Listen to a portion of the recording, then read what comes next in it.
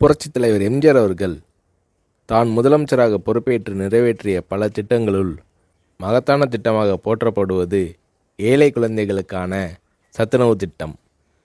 எம்ஜிஆர் அவர்கள் தன் இளமை காலத்தில் வறுமையின் கொடுமையை அறிந்திருந்தார். எனவே தான் முதலமைச்சரான பின் பள்ளி குழந்தைகளின் ஆரோக்கியத்தை பற்றி எம்ஜிஆர் அவர்கள் பெரிதும் அக்கறை காட்டினார். பள்ளிகளில் படிக்கும் ஏழை குழந்தைகள் பலர் சத்தான உணவு இன்றி மெலிந்தும் நோய்வாய்ப்பட்டும் இருப்பதைக் கண்டு மனம் வருந்தினார் எம்ஜிஆர்.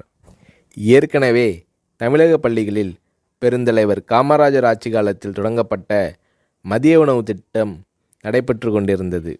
எம்ஜிஆர் அத்திட்டத்தை 1/7/1982 அன்று சத்துணவு திட்டம் என்ற பெயரில் பயனுள்ள திட்டமாக மாற்றினார்.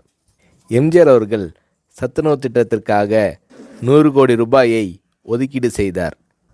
முட்டை, காய்கறிகள் அதிகம் கலந்த சத்துள்ள உணவு 5 முதல் 14 வயது வரை உள்ள குழந்தைகளுக்கு வழங்கப்பட வேண்டும் என்பதே சத்துணவு திட்டத்தின் குறிக்கோளாகும். இந்திய பொருளாதார முன்னேற்றம், தொழில் முன்னேற்றம் என்பதை விட இன்றைய குழந்தைகளின் பசியும் ஆரோக்கியமும் அவசியம் என்பதை உணர்ந்தே சத்துணவு திட்டத்தை நான் அறிமுகப்படுத்தினேன் என்று சத்துணவு திட்டம் பற்றி எளிமையாக விளக்கமளித்தார் எம்ஜிஆர். எம்ஜிஆர் அவர்கள் அறிமுகம் செய்த சத்துணவு திட்டத்தை உலகமே வியந்து பாராட்டியது. மேலை நாட்டு தலைவர்கள் மற்றும் மக்கள் தொண்டு அமைப்புகளும் இத்திட்டத்தால் ஈர்க்கப்பட்டனர். ஏழை குழந்தைகளின் ஆரோக்கியத்தை பற்றி அக்கறை கொண்ட தலைவர் தமிழக முதல்வர் எம்ஜிஆர் தான் என்று மேலை நாடுகள் எல்லாம் எம்ஜிஆர் அவர்களை போற்றி பாராட்டின.